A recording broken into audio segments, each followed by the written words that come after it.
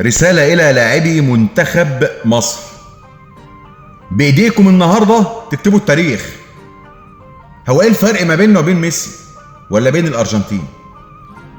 هم مصدقين نفسهم وهم فعلا الأرجنتين، وهو فعلا ميسي، والأرجنتين ما فيهاش إلا ميسي. إحنا عندنا كوادر كتير ومصر ولادة منتخب الفراعنة. عندك محمد صلاح وعندك مرموش وعندك امام عاشور وعندك رامي ربيعه، عندك ناس كتير كوادر كتير ولاعيبه محترمه، بس الفرق بيننا وبينهم ان هم مصدقين نفسهم وانتم مش مصدقين نفسكم ان انتوا وصلتوا للمرحله دي. انتوا تقدروا، ليه لا؟ ليه لا؟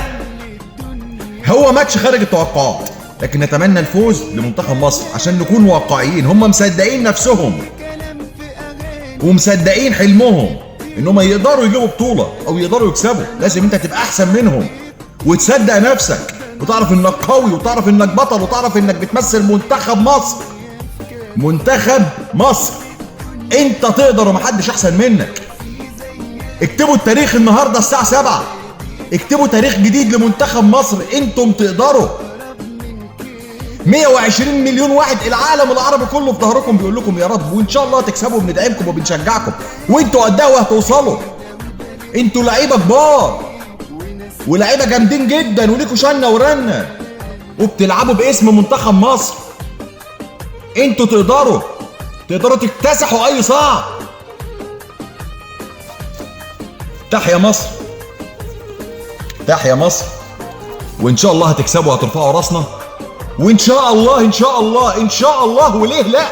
ان شاء الله هنوصل لحته حلوه قوي في البطوله دي. صدقوا نفسكم يا رجاله واكتبوا التاريخ، واكتبوا التاريخ بايديكم. انتم تقدروا. تحيا مصر، ويا رب الفوز لمنتخب مصر ونفرح ال 120 مليون والوطن العربي كله. بس وانت بتلعب اعرف انك انت مش بتلعب باسمك بس، انت بتلعب باسم مصر.